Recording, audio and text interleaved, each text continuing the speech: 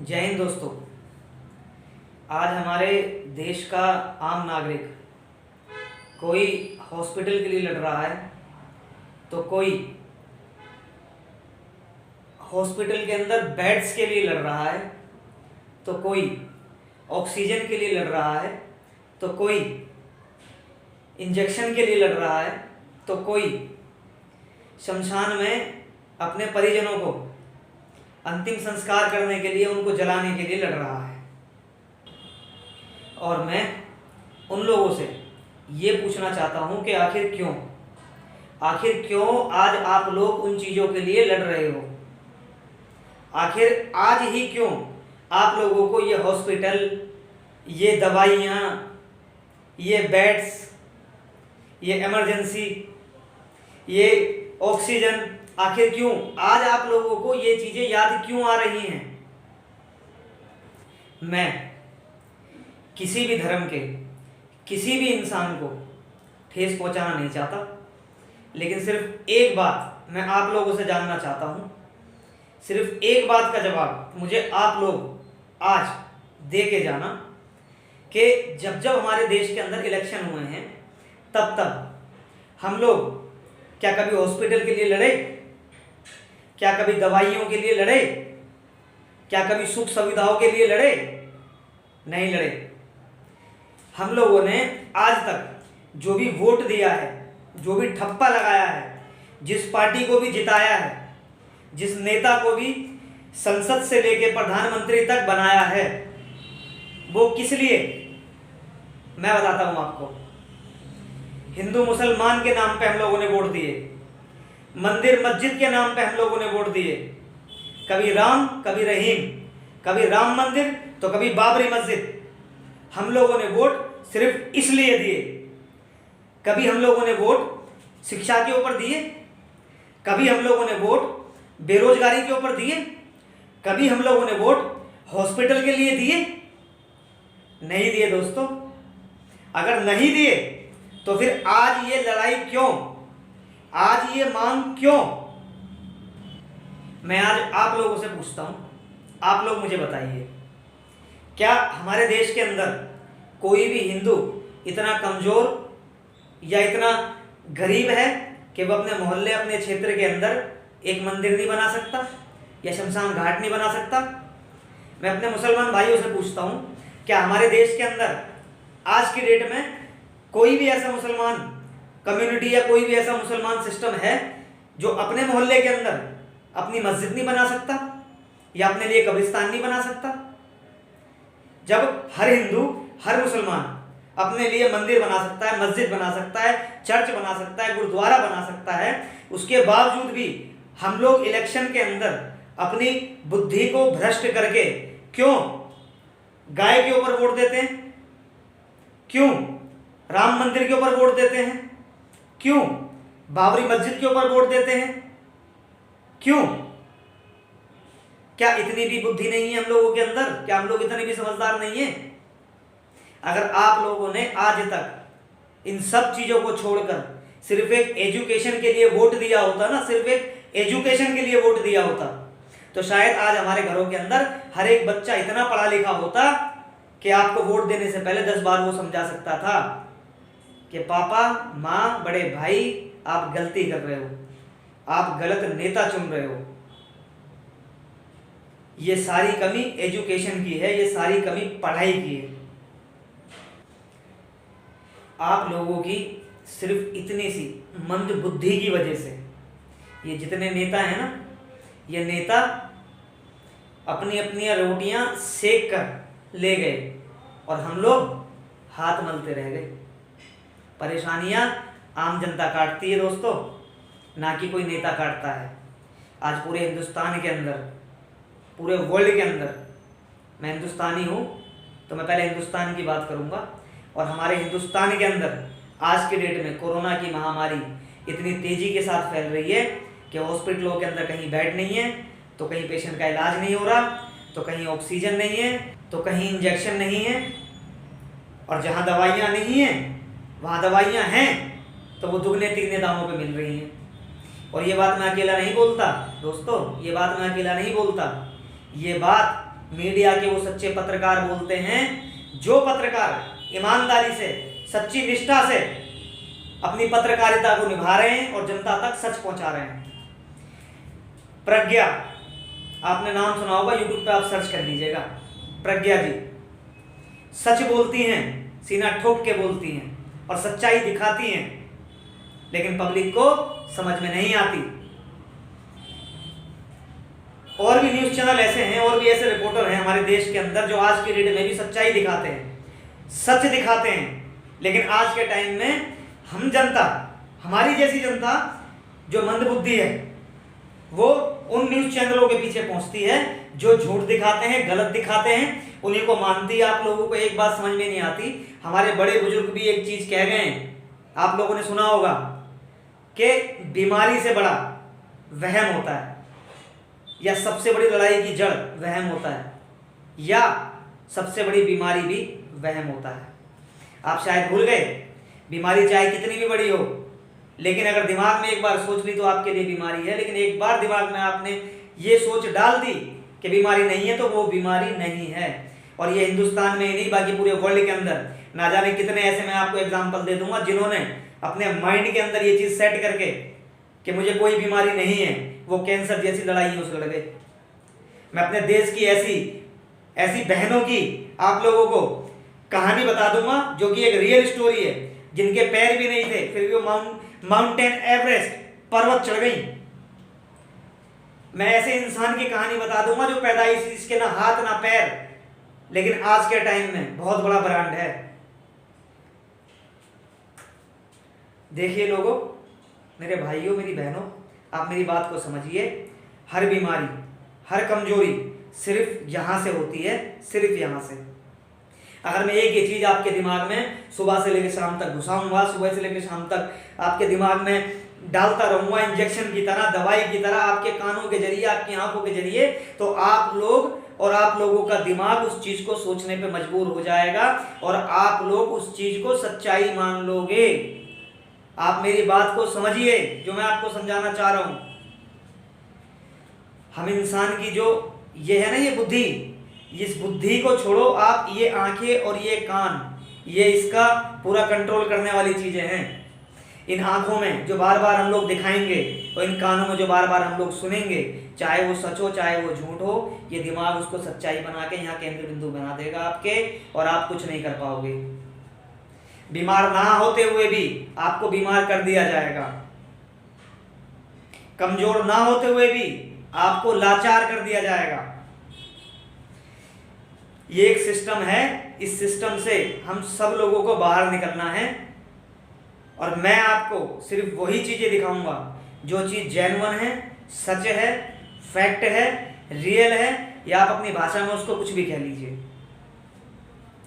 मैं आप लोगों के दिमाग से सिर्फ इस कोरोना नाम की बीमारी को दूर करना चाहता हूं, जो कि अगर है 5% है, 10% है, 50% है, मैं कहता हूं 100% है, लेकिन मेरी नजर में वो बीमारी सिर्फ उतने परसेंट है जितनी परसेंट हमारे दिमाग में, हमारे कान में और हमारी आंखों में है। मेरी बात को आप ध्यान से समझिए जो मैं बोलना चाह रहा हूं। बताना मुझे आपको बहुत कुछ है, बताना तो मुझे आपको सन 1980 की कहानी भी है, लेकिन वो मैं आपको अपनी जुबान से नहीं बताऊंगा। एक वीडियो डालूंगा, इसी वीडियो के अंदर आप उस वीडियो को देखिएगा। शायद मेरे समझाने का तरीका अलग हो, उनके समझाने का तरीका अलग हो। उनकी बातों को सुनिएगा, समझिएगा, फिर उसके ऊपर रिसर्च करिएगा।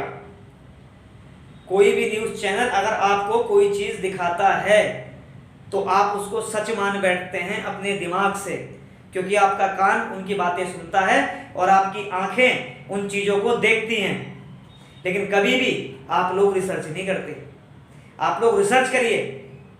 पहले हमारे देश के अंदर, हमारे देश में क्या पूरे वर्ल्ड के अंदर बहुत सारी ऐसी चीजें थी जिसकी वजह से हम लोग कुछ जान नहीं पाते थे। आज के टाइम में यूट्यूब है, आज के टाइम में सोशल मीडिया है, फेसबुक है, इंस्टाग्राम है, ट्विटर है, हमारे पास इतने ऑप्शन हैं। अगर आप लोग मोबाइल के अंदर सर्च करना शुरू करें ना सर, तो आप लोगों को आधी से ज़्यादा सच्चाई तो आपको घर बैठे आपके मोबाइल में मिल जाएगी। आपको किसी भी न्यूज़ चैनल को देखने की जरूरत नहीं पड़ेगी। जो गंदगी, जो ये नकारात्मक सोच हमारे दिमाग में ये न्यूज़ चैनल डाल रहे हैं और ये नेता डाल रहे हैं, आप उस चीज़ को समझिए। मैं आपको ज़्यादा बात नहीं समझा सकता। मैं आपको एक वीडियो डाल के जाऊंगा अभी, इसी वीडियो के साथ आप उस वीडियो को देखिएगा, ढंग से देखिएगा, बढ़िया से समझिएगा। उसके बाद आप लोगों को समझ में आएगा कि आपके साथ क्या हो रहा है। मैं आज पिछले 4 से 5 दिन से लगातार हॉस्पिटलों में घूम रहा हूँ, मृत लोगों के घर जा रहा हूँ, उन लोगों के घर जा रहा हूँ। आपने पहली वीडियो भी देखी होगी, जिनकी अर्थी को कंधा देने के लिए उनके पड़ोसी तक नहीं निकल के आए। अगर नहीं देखी होगी तो चैनल पे जाके दोबारा देख लीजिएगा आप लोग। मैं मिल के आ रहा हूँ सब लोगों से, सब लोगों की परेशानियां देख रहा हूँ, हॉस्पिटलों का सिस्टम देख रहा हूँ। आज जितनी गवर्नमेंट बोल रही है ना कि हमारे हॉस्पिटल में इतनी सुविधाएं, हमारे हॉस्पिटल में इतनी सुविधाएं, यार मुझे एक बात बताओ आप सब लोग कि ये लोग पिछले 1 साल से डेली 1,15,000, 2,000, 1,000, 2,500, 2,600, 1,800, 25,000, 50,000 लोग कोरोना पॉजिटिव बता रहे हैं। उन्हीं के प्लस माइनस के अंदर कोरोना ठीक कर दिया उन्होंने, अपने घर चले गए। उन्हीं के प्लस माइनस के अंदर इतनी मौतें हो गई। हमारे देश की आबादी कितनी है? कितनी आबादी हमारे देश की बताइए आप लोग, सर्च करिए गूगल पे अगर आपको ना पता हो तो, कि हमारे देश की आबादी कितनी है। और 1 साल में 365 दिन होते हैं आपके, मल्टीप्लाई करके देख लीजिएगा। अगर इतने कोरोना पेशेंट आए हैं, इतने ठीक हुए हैं, इतने मरे हैं, तो क्या देश की आबादी अभी तक बचनी चाहिए? लेकिन देश में महामारी आज भी फैली हुई है। समझिए थोड़ी बात को, सिस्टम कुछ और है। शायद अगर आप लोग नहीं समझे तो ये देश खत्म हो जाएगा। आप लोगों को समझना बहुत जरूरी है। अपने बच्चों को पढ़ाइए और आज के बाद अगर किसी भी पार्टी को वोट दें तो सिर्फ एजुकेशन और हेल्थ के ऊपर दीजिएगा, और हो सके तो थोड़ी सी बेरोजगारी के ऊपर दे दीजिएगा। इन 3 चीज़ों पे अगर आपने वोट दिया तो मैं आपको लिखित में साइन करके देता हूं सर, हमारा देश तरक्की करेगा। और हो सके तो पढ़े लिखे लोगों को वोट दीजिएगा, हो सके तो, क्योंकि आप तो इतने पढ़े लिखे हो नहीं। मैं ये नहीं कहता कि सब लोग पढ़े लिखे नहीं हैं, लेकिन बहुत से मेरे देश के ऐसे लोग हैं जो पढ़े लिखे नहीं हैं। अपने बच्चों को पढ़ाइए शरीर के ऊपर, शारीरिक समस्या जिसको हम लोग मेडिकल कहते हैं, हॉस्पिटल कहते हैं, पढ़ाई के ऊपर जिसको एजुकेशन कहते हैं, और एक रोजगार के ऊपर। अगर आपको आगे वोट देना हो किसी भी नेता को तो इन 3 चीज़ों के ऊपर दीजिएगा। चौथी चीज़ की आपको जरूरत नहीं पड़ेगी। जिस दिन हमारे देश का हर एक बच्चा पढ़ा लिखा होगा उस दिन ये छोटी छोटी जो बीमारियां हैं ना साहब, हम लोगों के देश में नहीं आ सकती। आज सबसे ज़्यादा इलाज हॉस्पिटल के अंदर डॉक्टर कर रहे हैं।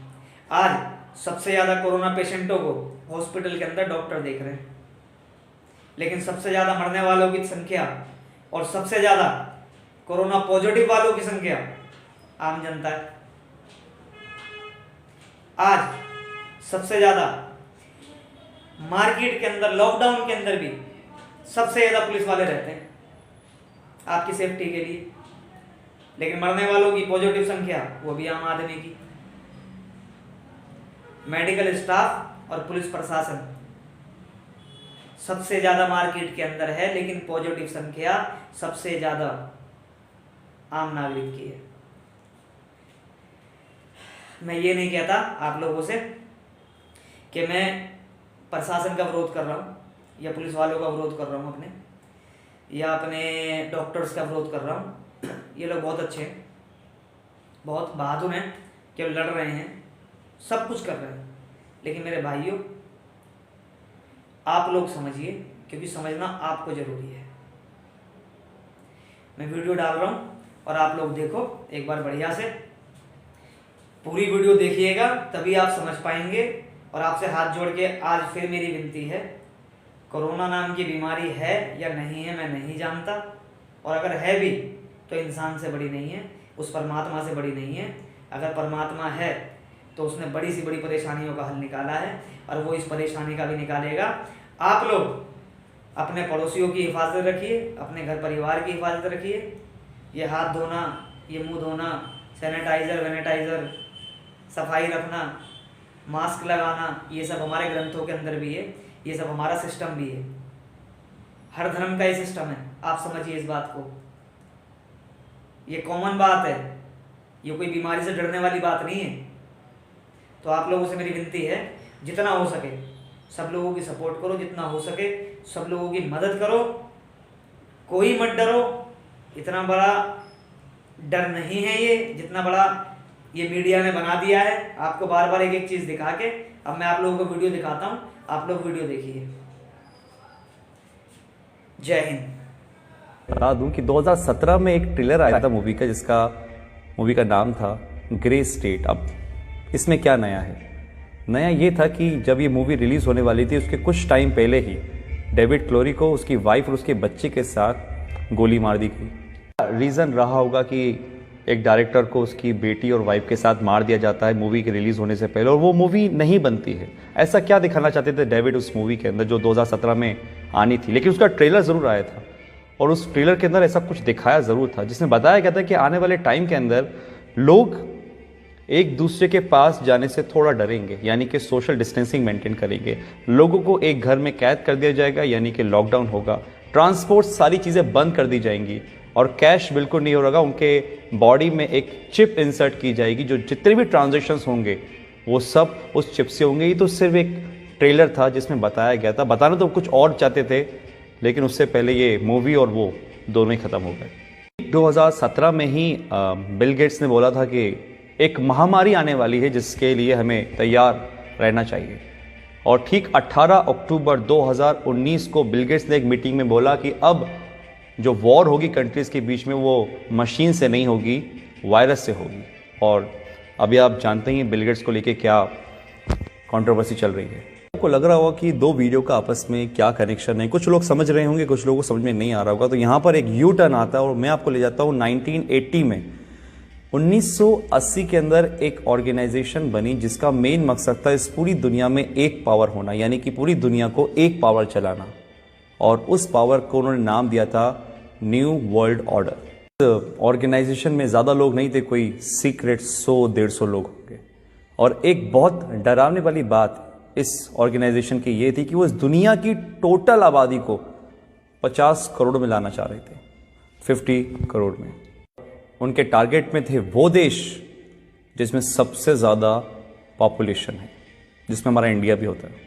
सबके लिए उन्होंने एक प्लान बनाया जिसका नाम था MMP, mind control, money control, population control. Mind control यानी कि आदमी खुद से कुछ ना सोचे, जो वो चाहें वो आप सोचो, माइंड कंट्रोल। और ये किसके थ्रू होता? मास मीडिया के थ्रू। जो मीडिया में दिखाया जाएगा वो आदमी सोचेगा। और एक कल्चर ऑफ फेयर यानी कि एक डर का माहौल बनाना, क्योंकि डर एक ऐसी चीज़ है जो अगर दिमाग में बिठा दी जाए किसी की तो इतनी आसानी से निकलती नहीं है, और वो ऐसा हुआ है। आज बहुत से लोगों का माइंड कंट्रोल करती है मीडिया, जो वो बोलती है वो आप मानते हो। और कल्चर ऑफ फेयर, डर का माहौल, ये तो आपने देख ही रहा है जो आजकल चल रहा है। कंट्रोल यानी कि आदमी जितना हो सकता है लेस कैश, कैशलेस, या जितना हो सकता है टोटली डिजिटल। और वो आपके सामने ही है। आज हमारी डिजिटल करेंसी किस तरीके से बढ़ रही है आपको पता ही है। पॉपुलेशन कंट्रोल, और वो कैसे होगी? जिस देश की आबादी बहुत ज़्यादा, जहाँ पे बहुत सारे लोग हैं, क्योंकि एक देश की ताकत उसके लोग ही होते हैं, वहाँ की पॉपुलेशन ही होती है। तो उस पॉपुलेशन को कम करना, और आप कम करने का मतलब आई थिंक तो समझ चुके होंगे कि मैं क्या बोलना चाह रहा हूँ। इतनी बड़ी ऑर्गेनाइजेशन चला रहा है, कौन ये सब कर रहा है, ये सब आपको आने वाले टाइम में अंदर पता चल जाएगा। क्योंकि आने वाले टाइम में सिर्फ दो लोग रहेंगे, एक वो जो काम करेंगे, एक वो जो काम करवाएंगे। अगर मैं इसको स्ट्रेट फॉरवर्ड बोलूं तो राजा और गुलाम। एक वो लोग जो इस दुनिया पे राज करेंगे, और एक वो लोग जो उन राज करने वालों की गुलामी करेंगे। ऑर्गेनाइजेशन का एक एजेंडा था, एजेंडा 21, यानी कि 2021 तक इस काम को पूरा करना। और 2020 जब से स्टार्ट हुआ है, आपको पता है सब क्या हो रहा है। लाखों लोग हैं जो समझ पा रहे हैं इस बातों को, लेकिन करोड़ लोग हैं जो इस बातों को नहीं समझ पा रहे। एजेंडा 21, 2021 तक इन काम को पूरा करना। और अगर सीरियसली इस बातों में कुछ भी सच्चाई है तो हम बहुत बड़े खतरे में गाइस। ये वायरस आया जो कि हमारा है नहीं, किसी और देश से आया है, हम आपस में ही लड़ रहे हैं, कोई धर्म के नाम पे तो किसी काम के नाम पे। और जो इस एजेंडा का सबसे बड़ा फंडा था कि लोगों को आपस में लड़वा दो, आज हमारे घर में हम छोटी छोटी सी बातों पर विवाद कर लेते हैं। आज अगर हम घर से बाहर निकलते हैं तो हमारे घर वाले इस चीज़ के लिए प्रोटेस्ट करते हैं कि भैया घर से बाहर नहीं निकलो, बाहर जाओगे तो मर जाओगे। ये दिमाग में हमारे किसने भरा? कौन कंट्रोल कर रहा है हमारे दिमाग को? आप खुद समझदार हैं। बहुत से लोग बोलेंगे कि यार ये तो कुछ कहानी जैसी लग रही है, तो कहानी सही, क्योंकि जो अभी मौजूदा हालात हैं कोरोना से लेकर, ये भी कोई फिल्म की स्टोरी से कम नहीं है, जो बढ़िया से स्क्रिप्ट करी गई है और बहुत अच्छी तरीके से प्ले हो रही है। मैं आता हूँ अपनी पुरानी वाली बात पर कि जो सुबह मेरे साथ इंसिडेंट हुआ कि एक मध्य वर्ग का आदमी जो लोअर मिडिल क्लास है, जो शायद कुछ भी काम करके काम चला रहा था, वो मांगने को नहीं तैयार है। वो 3 दिन पुरानी रोटी खा लेकर छुप कर उठाकर, लेकिन वो मुझसे पैसे लेने को तैयार नहीं था। मैंने फोर्सफुली उसको पैसे लिए थे। ये हालात है। तो एक मैसेज तो ये है कि अगर आपके आसपास कोई देखे जो हो सकता है मजबूर हो लेकिन शर्म के मारे नहीं मांग पा रहा हो, तो उसकी आप ज़रूर मदद करिएगा। इतना तो हम लोग अंदाज़ा लगा लेते हैं कि कौन परेशान है कौन नहीं। दूसरी बात, अगर ये बात सही है कि जो 1980 में एक एजेंडा चला, एजेंडा 21, डर का बिजनेस, अगर ये सही है तो गाइस आप लोग समझिए, संदीप महेश्वरी, मिस्टर रॉय चौधरी, ऐसे बहुत से लोग हैं, बड़े बड़े डॉक्टर्स हैं जो आपको समझाने की कोशिश कर रहे हैं कि इसका मॉर्टेलिटी रेट बहुत कम है, 0.01%। 1000 में से एक इंसान मर रहा है, तो फिर किस बात का इतना हाहाकार मचा हुआ है? जस्ट बिकॉज ऑफ, क्योंकि हम जो न्यूज़ देखते हैं वो मीडिया से आ रही है। बात वही है, हमारे दिमाग को कंट्रोल करा जा रहा है, हमारे पैसों को कंट्रोल करा जा रहा है। आज हमारे पास इतनी आज़ादी नहीं है कि हम खुद का काम कर सकें।